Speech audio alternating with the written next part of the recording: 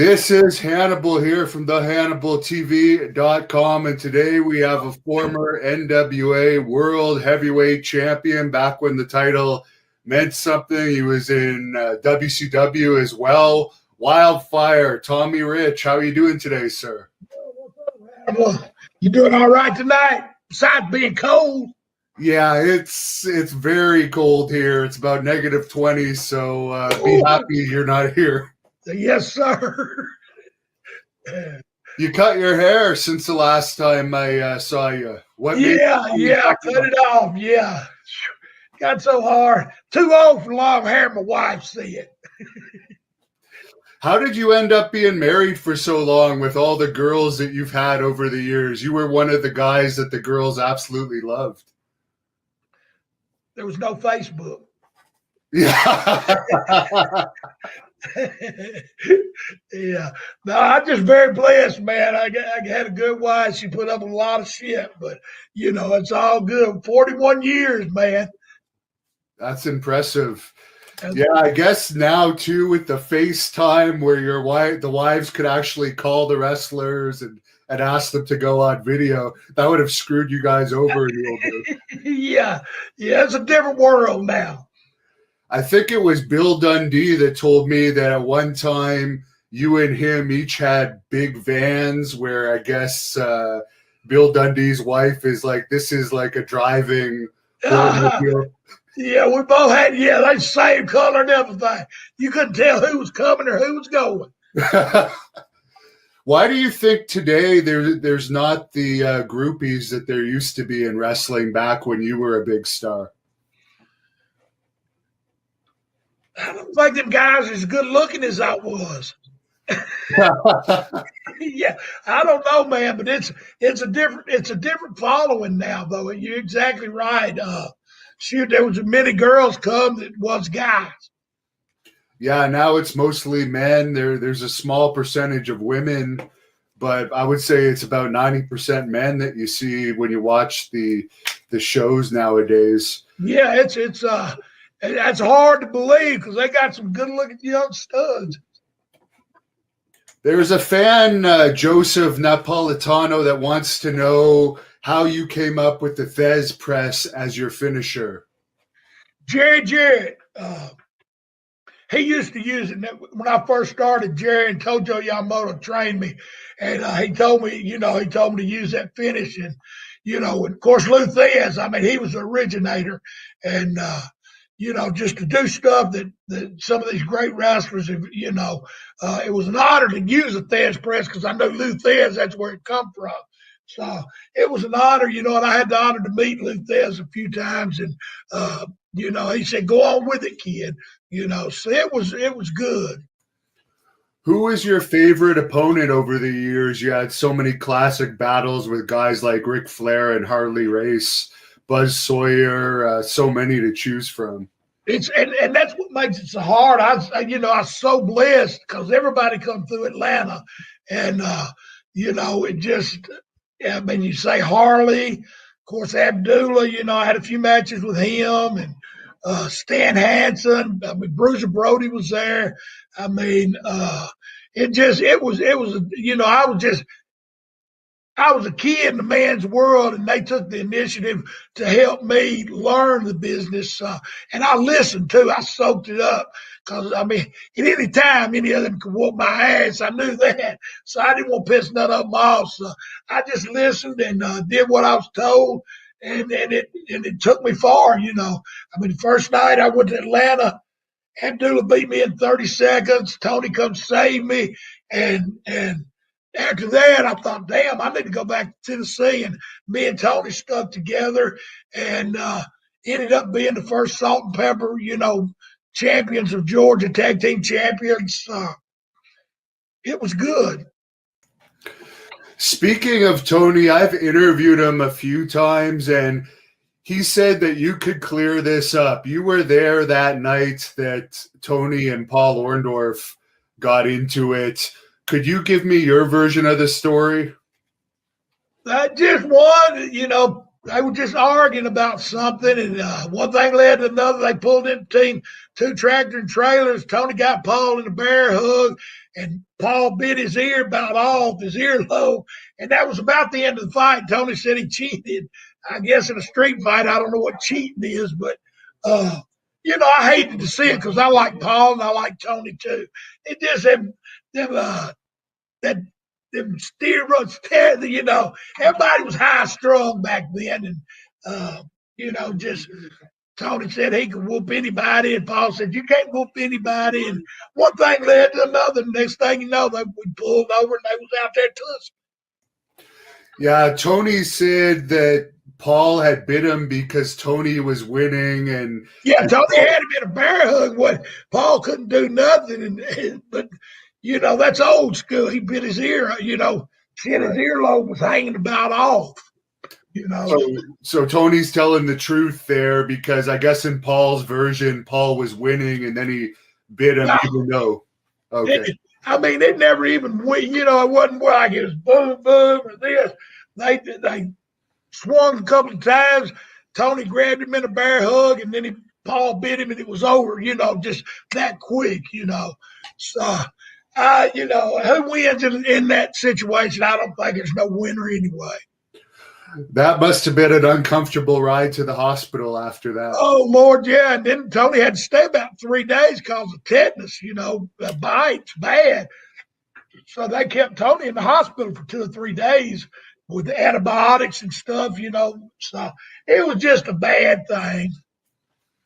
Now, for your feud with Harley Race and that brief moment that you won the title when nobody was expecting it, could you tell us about what led up to the title change and your overall thoughts of working with him so much over the years?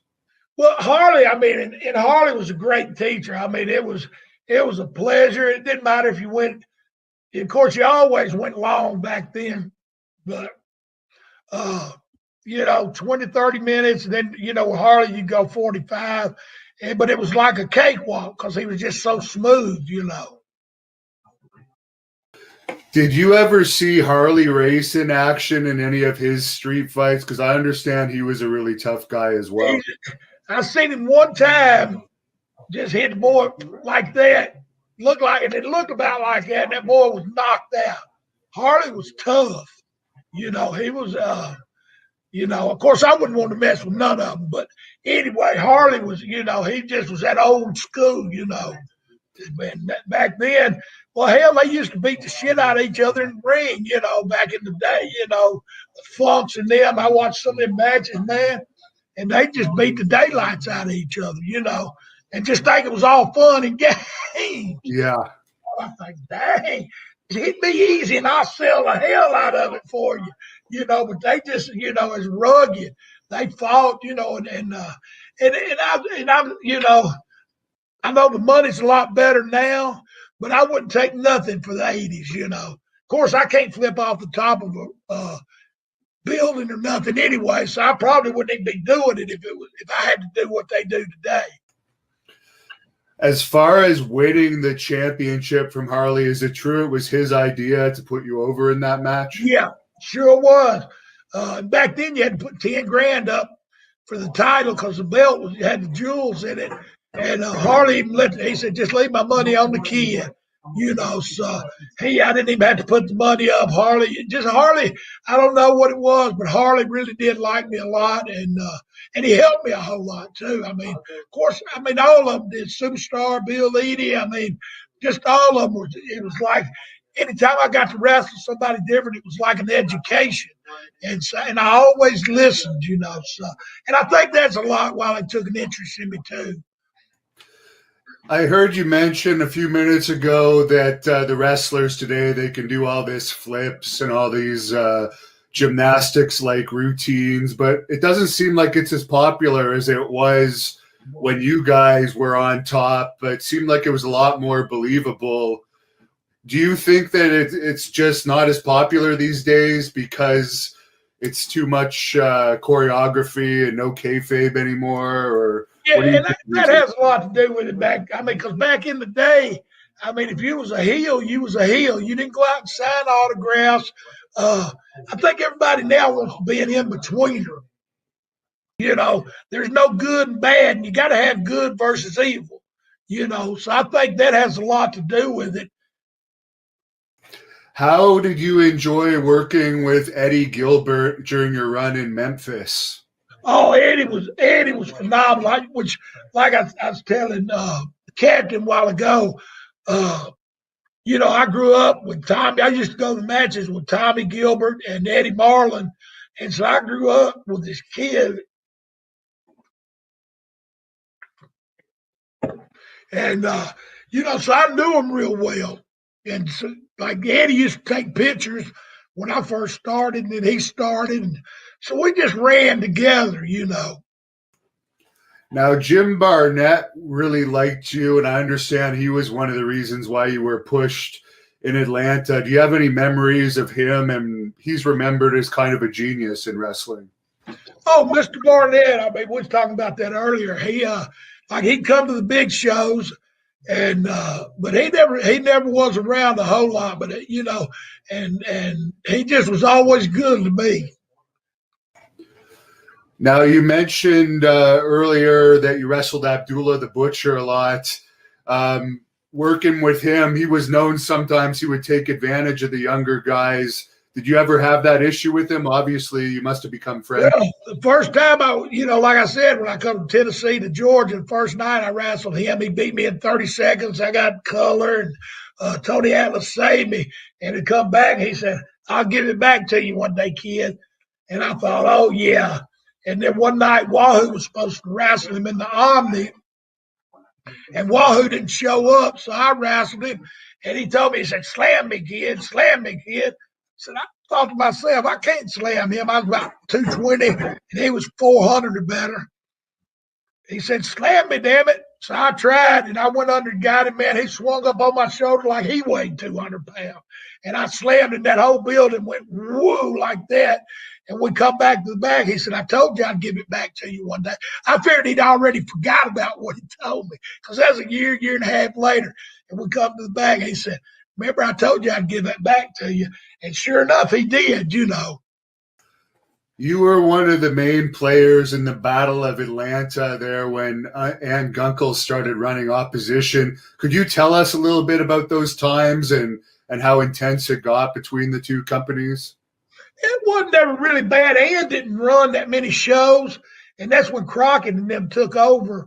Me and the Crockett's, we didn't have Davy Crockett was cool, but I didn't really care much about the other ones, and there was the ones that counted. So I never worked for them much. There's a fan on here, Alan, that wants to know if you were disappointed that you never got another run with the title belts, and he wants to know if you feel that's because Crockett favored Flair. Well, that may have something to do with it, but I was like really young, and that's a lot of responsibility being town after town. So, I seen the reasoning. I understood it, because that's, like I said, it's a lot of responsibility being in Georgia, then Carolinas, then Florida. You was on the road all the time, and I didn't really care much about being on the road. Is that one of the reasons why you never went to WWE? Because you probably could have had a run there around the late 80s when you were still in your peak of popularity. Yeah, Roddy Piper had me booked there one time, and as a matter of fact, Roddy had me booked, and that's when Ann opened up, and she put me on a pretty good guarantee. So anyway, when it come down to it, I just stayed home. Did you end up having a match at all for them over the years? I went up there when I first started for Vince Senior. I went up there, Mr. Barnett said, "You need to wrestle in the garden one time, Tommy." And so anyway, I went up there and wrestled, and that was cool. That was a big thing too. But it just, up there was a different world from in the South. It was just much, I don't know. I can't say it was bigger because 17 went everywhere, but it just, to me, it was a different world. And at the time I was doing all right with Miss Gunkel, and so I didn't have to go. How attractive was Anne Gunkel? Because I've heard she was absolutely gorgeous, and I guess she had an affair with Ted Turner supposedly at one point. Yeah, now I don't know about that, but she was a beautiful lady. I mean, because when I went to work for her, she was kind of older and she still looked good, you know. So she was, I imagine in her younger days, she was quite the lady.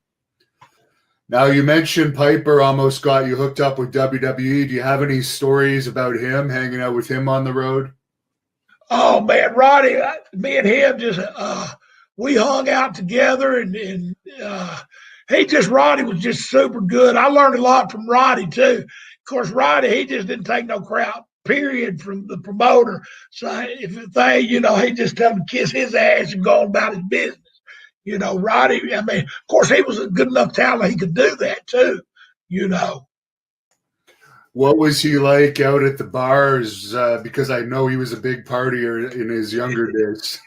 Yeah. Oh Lord, yeah. He was quite the cat. You know, I mean, we go out drinking and shoot. Done some other things, some other party things too. But it was Roddy was cool. Me and him one day he got some of that smoky smoke, and we went to the wrong town, and Ole got madder than hell, was gonna fire Roddy, and Roddy said, "Go ahead." He was gonna fire both of us, and then Roddy said, "Well, just fire me." Ole said, "You're fired." About a week later, he was back, because he was such a great talent. Yeah, that smoky smoke is legal up here in Canada now, all across Canada. I need to be up there with you. No, It's a trade-off for the bad weather. hey, I might could do a little trading like that. Do you think that Ric Flair would have lasted in the WWE today with all of his antics when he would party? We hear about him dancing around at bars naked and stuff. Would they keep him around with cell phone cameras and all this? I don't know if he got quite away with all that stuff like he did back then, But yeah, he didn't like me because I drank me a 12-pack before I wrestled, and told him I was an alcoholic. But at the same time, he was going out at the bars, showing himself off. So I don't know if that's any better than what I was doing. I always did my job. I had to go 45 minutes. I went 45. I wanted to go an hour. I'd go an hour. So I never had no problem with it. And he's about the only one that ever said anything about it. That's strange. How was he to be in the ring with? Hey, Rick was good. He was good in the ring. But the difference, I think, the difference between Harley Race and Ric Flair, Rick would have the same match with me as he would you, where Harley, he would wrestle your style and wrestle my style. So Rick had pretty much the same match with everybody, where Harley would change it up to your style of what you did. He'd watch all the matches and see what everybody was doing, and he'd go out there and like me. I mean, he just carried me. I got the utmost respect for Harley. God bless him. Why was your AWA run so short? You did that big angle with Kevin Kelly and Sherry Martel, feuded with Adrian Adonis there a bit, but it seemed like the run didn't last very long. Well, it was cold, but Wahoo was doing the booking, and I went up there, and it just, I was waiting for my family. I had a wife and 3 kids, and so it just wasn't the right thing. Do you have any memories of working with the Missing Link? I worked with him, I think, one time, but we had a good match. It's kind of like dancing, You got a leader and a follower, and I just could follow everybody real good, So, it's like they asked me today, who's your favorite match with? But like Superstar and shoot, I got to wrestle. Everybody come through Atlanta, so I got to wrestle the cream of the crop. And whether it would be in a tag with Tony or whether I'd be doing a singles run, So I got to wrestle, and that's why longevity was so good in Georgia, because I do the tags. And then they'd need somebody for a single. Well, I'd go into the singles. So it worked out real good for me. Did you ever wrestle superstar Billy Graham?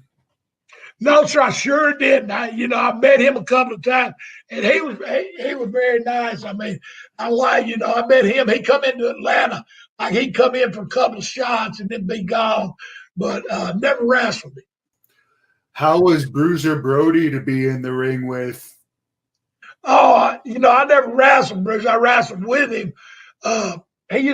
Jerry Blackwell started running Deep South Wrestling, and Brody would come in and work with Jerry, and he'd come out to my house and stay because he didn't want Jerry to have to pay for a hotel room. Brody was a cool, he was really cool. I mean, if he liked you, you was in. But if he didn't, then God bless you. How was working with the Freebirds? It was, Big Terry, he was the backbone of that team, Of course, Michael Hayes, he was the mouthpiece, but Big Terry run that show. Yeah, I suspect that Michael wouldn't have had any problems with you drinking before a match. Oh, Lord, no. The only time my wife was ever going to kick me out, I was hanging out with them, and they was on that Jack Daniels. And she told me, she said, "You don't quit drinking that." I said, "I quit. I didn't want to get kicked out." Yeah.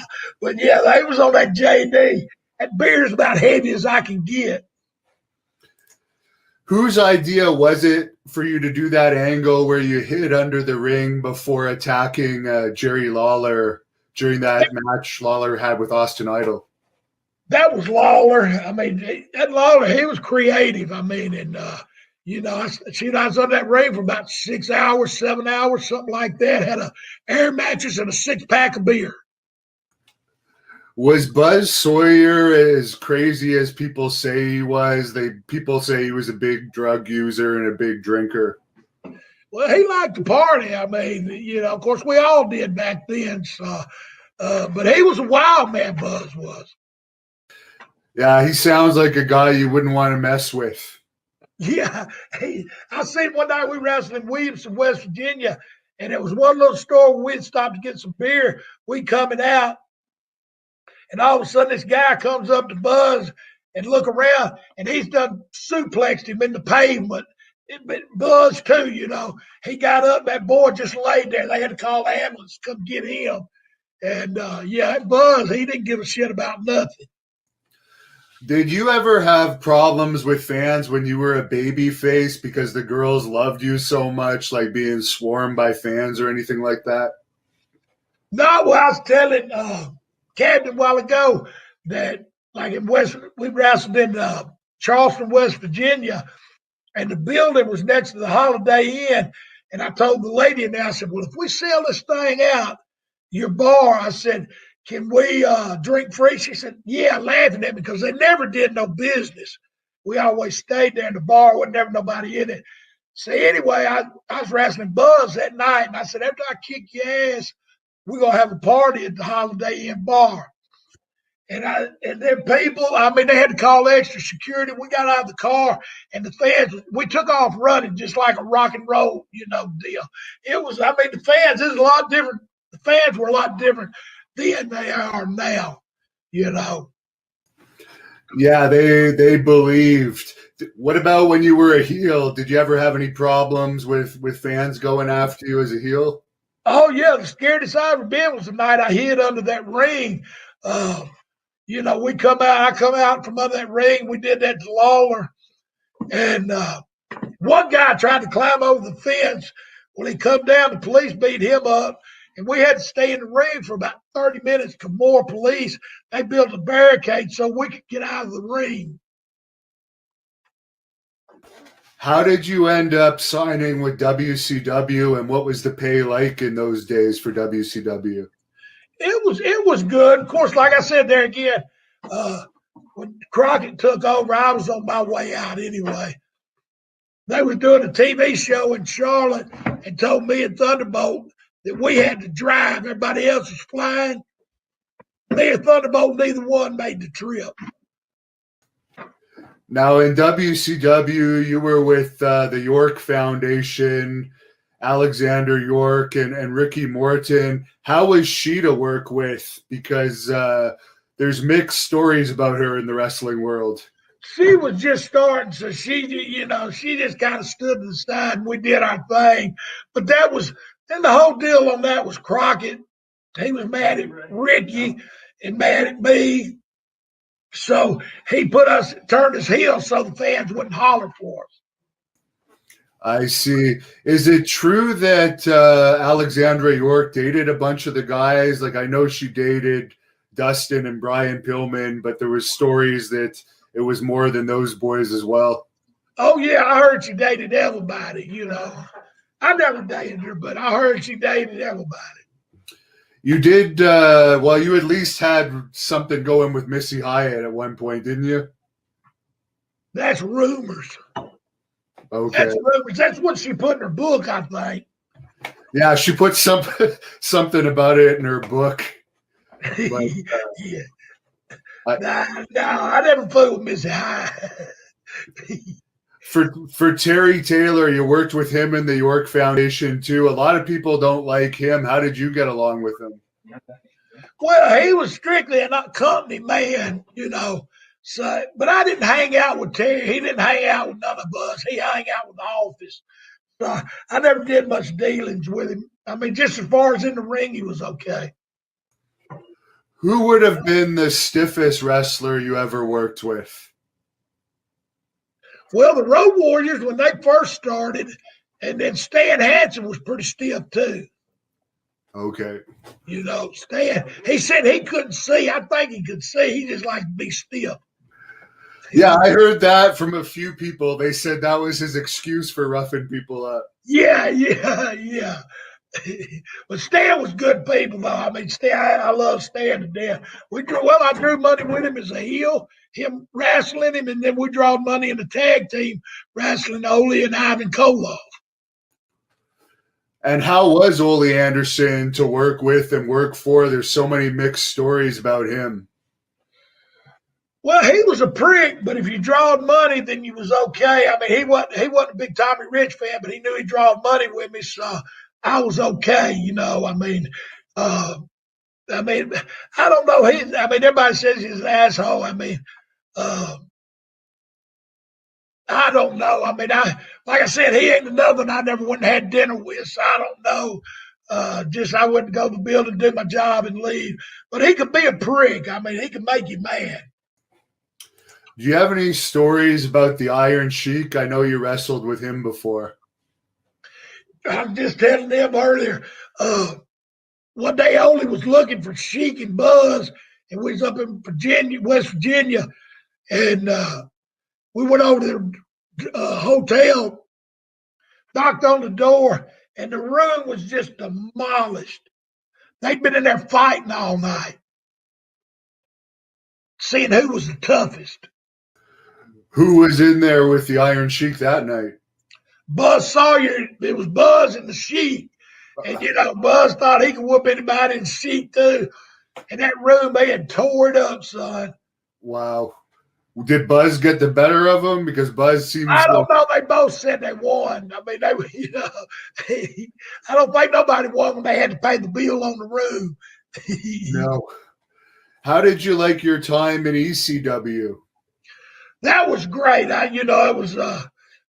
I never managed in my life. And they asked me, said, "Would I manage?" I said, "I don't have to wrestle." They said, "No." I said, "Well, hell yeah, it was the same money." So yeah, I said, "Yeah, I'd definitely like to manage." But it was good. I enjoyed the hell out of that. But I enjoyed ECW. Of course, it was like night and day to me from what I'd been. I'd seen a little bit of it on TV, but when I went up there, man, them boys was crazy. Crazy as far as behind the scenes or in the ring? Well, both. They'd stand there and let somebody hit them in the chair, hit them in the head with a chair. Somebody go swing a chair at me, I'm going to throw my arms up. They would just stand there to see who could take the worst hit. Did you ever wrestle Taz when you were up there? No, I've never wrestled Taz. How did you find him backstage? He was always nice to me. I mean, you hear some people say he's a prig. I don't know, but I always got along with him. What about New Jack? Did you ever get in the ring with him? No, I never wrestled him or wrestled with him either one. No, uh, probably glad I didn't. Just I seen him take advantage of so many kids, and just stuff that's uncalled for. And I just ain't about none of that. Now, you were in the Full Blooded Italians with Tracy Smothers, who unfortunately passed away last year. Any thoughts about him and that tragic loss? Yeah, I mean, and you look at Tracy. I mean, he didn't smoke or nothing, and come down with that cancer, boy, and it just took a hold of him. Yeah, when they was in Atlanta, him and Steve Armstrong, as the Southern boys. I knew Tracy real good. What do you think about today that they have some wrestlers that I don't know if they used to be men or if they still have the body parts or whatever, dressing up like women, and they call them transgender wrestlers, wrestling in the women's division? That wouldn't have happened back in the 80s, but things are a lot different now. Yeah, no, that wouldn't happen back in the 80s. I'd have to leave too if I run across it. I'd have to leave too. Yeah, I don't know. But it's like you said. It's changed so much. It's open to anything they want to do now. Do you watch any of the products that are on TV these days? Not in a while. I hadn't. I watch AEW some. Okay. But that's about it, because that's right there in Georgia. Where I'm at. Have they ever talked to you about coming in to do anything? No, no. How did you get along with Dusty Rhodes over the years? Oh, Dusty was cool. I always we'd always go out drinking when they come into Georgia. We'd go out and have a good time. Now, what was the worst injury you had over the years in the ring? I wrestled Bob Backlund and hyperextended my knee. Did you have to finish the match? So that's about the worst one. Okay. Did you have to continue the match? Yeah, we finished the match. Yeah. We wrestled in Augusta, Georgia. Now, with all the wrestlers breaking kayfabe and how you say it's changed so much, what would you do if you wanted to get a company going again to try and make it popular? Is there any techniques you would use if you were a booker? I don't know what you could do, to be honest. I mean, it's all been laid out, I mean, they've exposed it. So, I mean, I don't know what you could do. There is a fan that wanted to know if you've ever seen any backstage fights throughout your career. I've seen wrestling too, and the Great Mephisto, Frankie Kane, one night. They got back after a match and got into it. Wrestling too, front faced him, took him down, and then Frankie bit a big chunk out of his side, so that broke that fight up. It seems like in those days there was a lot of biting and eye gouging. A lot of kicking and scratching and carrying on, yeah. Did you ever see Haku in action over the years? No, I seen the Samoans, Alpha and them. I seen them one time. Well, somebody got after Michael Hayes, and they come in and just wiped house. Did you ever wrestle Don Morocco in your career? Oh, yeah, I wrestled Don, yeah. He was good. Very good. I like Don, yeah. What advice would you give to baby faces today watching this about how to get over? You were such a great face over the years. Well, see, my thing was it was a selling. Nobody sells no more. It's just boom, boom, boom, boom. And the selling's what gets it over. And what about being a heel? See, I like being a heel. it was easy to tell them just go to hell, because I'd been a baby face and I went to Tennessee. It was a hill. It was nice not to have to deal with the people. Is it true when you were a baby face in your younger days, some of the promoters would actually expect the baby faces to have sex with a lot of the fans because it kept them coming back? Oh, well, yeah, you'd go out and sign autographs and hug them and kiss them and all that. Yeah, that was part of your job. What was the pay like throughout your career? Because you had such big crowds in the 80s, I'd imagine that the payoffs would have been pretty good in those days. Yeah, it was. I mean, for me, of course, I was, 20 years old, so it was real good money. I mean, we made good money, I mean, some shows would be a small one and it wouldn't be as good. Who ended up training you to be a professional wrestler? Jerry Jarrett and Tojo Yamamoto. What was that training like? I guess back in those days, it was harder to break in. Yeah, it was. Yeah, well, I grew up around it, and it was hard. Tojo beat the hell out of me, and then of course I started wrestling pretty quick. What did you think of Jerry Jarrett as a booker and as a payoff guy? He took good care of me, and I mean, he was very smart to the business. He had a good mind for the business. How did you like wrestling in that Tennessee territory overall? Well, it was good. I mean, when I first started, I was a baby face, and then when I went to Georgia, come back, and Lawler was the number one baby face, so you had to be a heel if you wanted to make money because you'd wrestle him, and so I enjoyed it. Did you ever wrestle Kamala? I sure did. Yeah, I sure did. He was nice and easy. He looked like he'd kill you, but he was nice and easy. What about Dr. D, David Schultz? Oh, I know David. Yeah, he was a crazy one. Crazy in what way? He didn't give a shit for nothing. Somebody in that crowd come up, he'd go out there and whoop their ass. He got in trouble for that kind of just anything. He didn't give a damn. Did you have much interaction with Andre the Giant over the years, or you have any stories about him? Yeah, I used to have that van you was talking about, me and Bill Dundee. And I had a horseshoe, like in the back of the thing, it had a table that would let down into a bed. And I'd take that table up and it's like a little horseshoe and put the cushions down. And Andre would ride with me and Ricky Martel. Okay.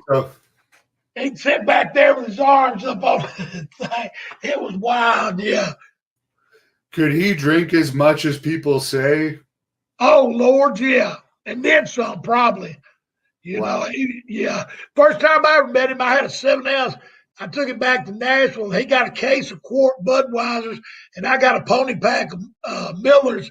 And I had that 7-ounce in my hand, and he had that quart, and it looked like he had a 7-ounce in his hand. He was just a big man. Rick Martel, he's a pretty great wrestler. He went on to be an AWA world champion. What was he like to hang out with? Oh, we had a lot of fun. Me and him, teamed up with tag champs. And, Ricky, yeah, we got along good. He's kind of soured on the business in recent years. He doesn't want anything to do with it anymore. Is that right? I mean, I hadn't talked to him in forever. Are you still getting in the ring here and there? Every now and then, but with this COVID, it's, ain't nobody running. Yeah, it's unfortunate. Have you had to get a shoot job with COVID happening, or have you been all right? No, I'm surviving. It's all right.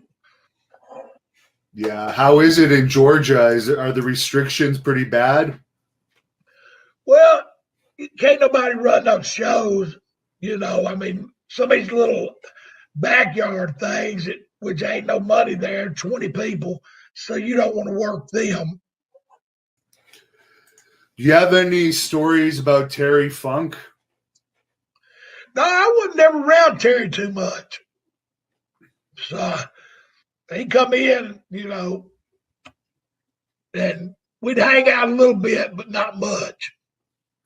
Yeah, you didn't wrestle too much in Texas, did you? No, I wrestled for Bosch a couple of times and then for Joe Blanchard. Is it true Bosch was a really good payday? Yeah, very good man, yeah. What did you think of Tully Blanchard? Tully could work, he always did his job. There's a fan that wanted to know if you have any stories about Dr. Mike Lano, the photographer. I don't know if that's a joke or not. I don't either. I don't know. I don't even know who that is. What about Iron Mike Sharp? Did you ever get in the ring with him? No, but he got locked in the building one night because he was so clean.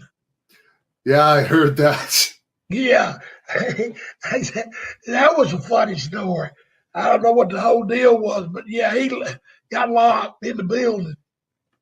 Did you ever get in the ring with Randy Savage in Memphis or anywhere? No, I never wrestled Randy. He was in Georgia, just starting, as a matter of fact. And then he went on and, of course, made a name for himself up in New York. So, but I wasn't never around Randy a whole lot. Is there any wrestlers over the years that you worked with that you were surprised that they went on to be big stars and you didn't think they would be very big? Shit, they was already all big stars anyway. Yeah.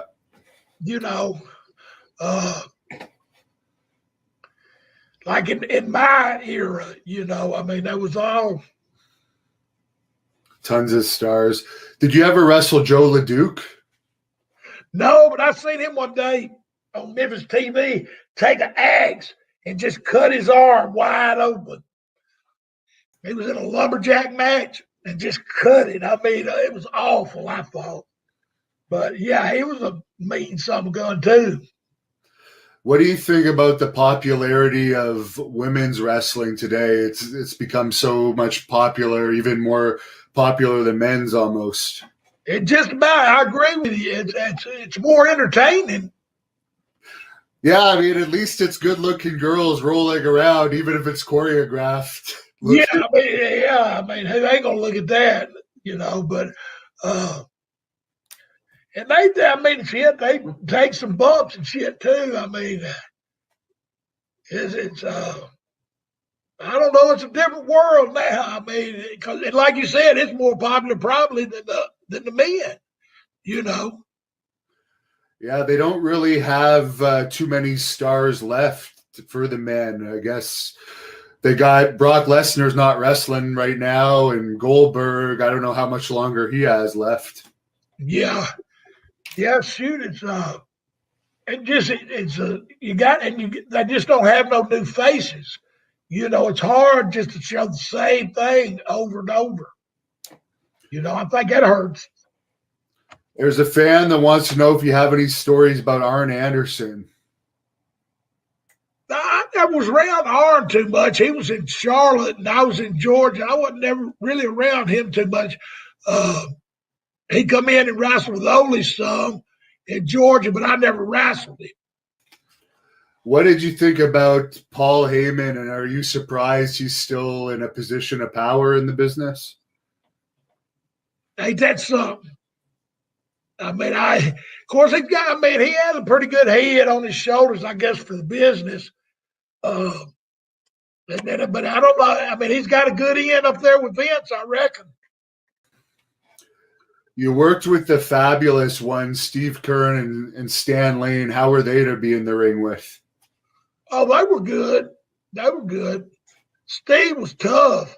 Steve, he wrestled, so it was tough. There's a fan that wants to know what's the craziest thing you've seen a ring rat do over the years. Shit, I had one run around my van naked. Outside of the van? A girl run around my van naked. They clocked me doing 30 miles an hour running around my damn van naked. Boobs just a flopping. Is that before or after someone had their way with her? Oh, I don't know. I just came out.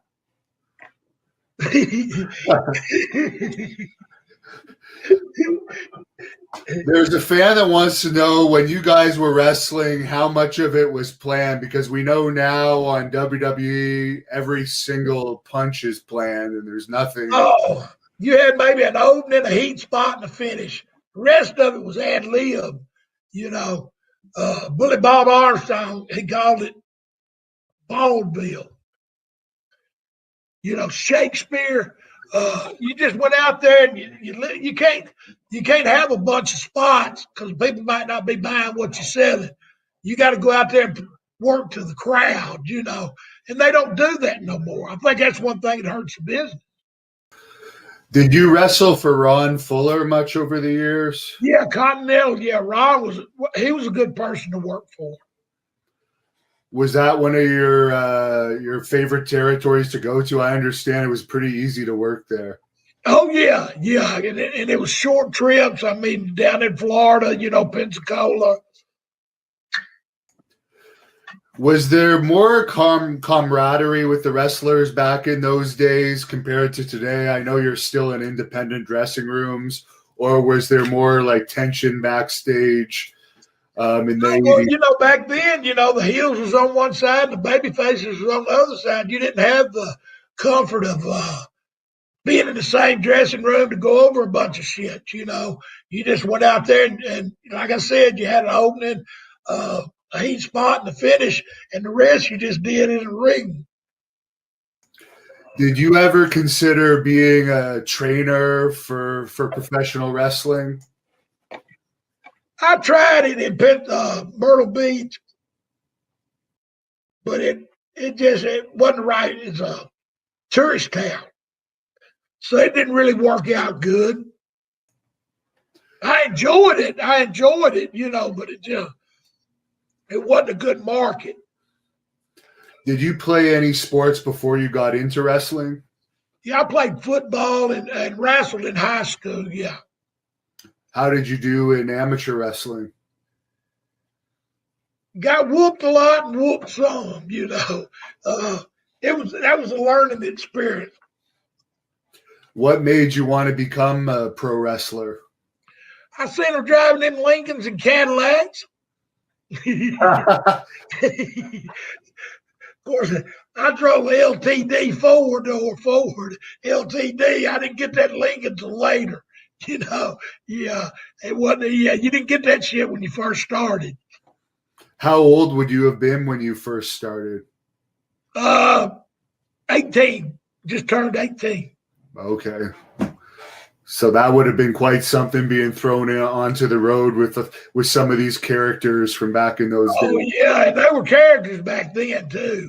You know, Danny Hodge. Shit, there's a bunch of them. You know, Big Bad John. I was around a lot of them. Did you ever see Hodge stretch anyone? No, I never seen him stretch nobody, but didn't nobody mess with him for him to stretch anyway. Yeah, he was tough. Were you ever on any shows when they would take fans into the ring and have a guy like Harley? Dale Lewis. Yeah. Dale Lewis. I've seen him put that sugar hold on a few of them and make that blood squirt out their eyes. Yeah, he was tough. Did you ever wrestle for Bill Watts? A few times. He didn't want to pay me, so I didn't want to go. Okay. You know, he would pay me like, you know, he did anyway. You know, yeah, it wasn't one of my favorite places to go. Long drives there in Louisiana. Oh, yeah. Plus, they did a really hard-hitting style, which would have taken its toll on the body.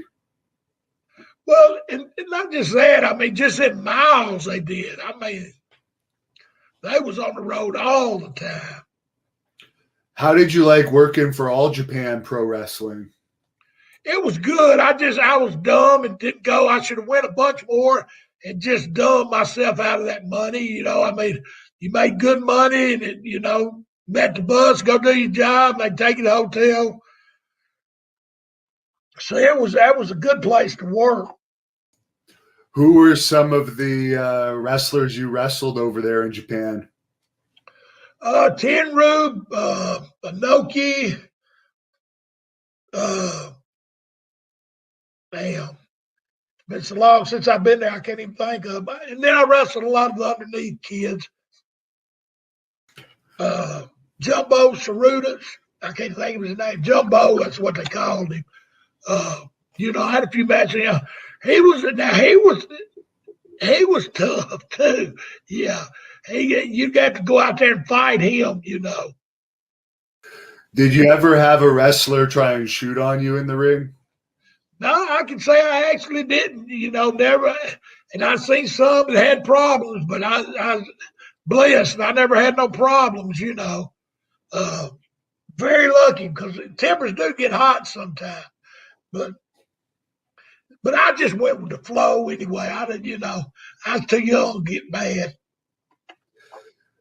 Being over there in Japan, did the mafia guys ever take you out for any big dinners or party nights? Oh, yeah, we went out. Yeah, they'd take you out at the big shows, and you'd see some of them with missing two fingers, where they done got in trouble. But yeah, we went out quite a few times. So I guess you just didn't like the travel, so that's why you didn't take any more bookings. It wasn't that they didn't want to use you more in Japan. Yeah, I done myself. Yeah, I done myself out of that. I look back and wish I went more. Would Atlanta have been your favorite territory over the years? Yeah, most definitely. I mean, you didn't have no long trips. It was just easy going. So yeah, Atlanta was my favorite. Did you ever wrestle any of the Von Erichs over the years? They all come into Atlanta. I wrestled with Kerry's tag team. They came in. They was good. Yeah, they were good. It's unfortunate they had all those problems. Ain't that something? I mean, I ain't no explanation for that. I just don't know.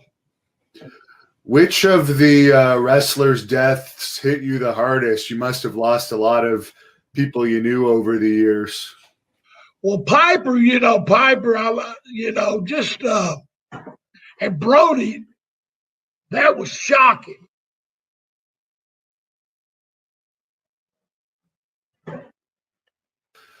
What were you thinking when you heard about Brody? Because, I mean, for that to happen in a dressing room is a little bit insane, especially the guy got away with it. Yeah, I did. Well, I couldn't believe it. I thought at first, you think it's a joke.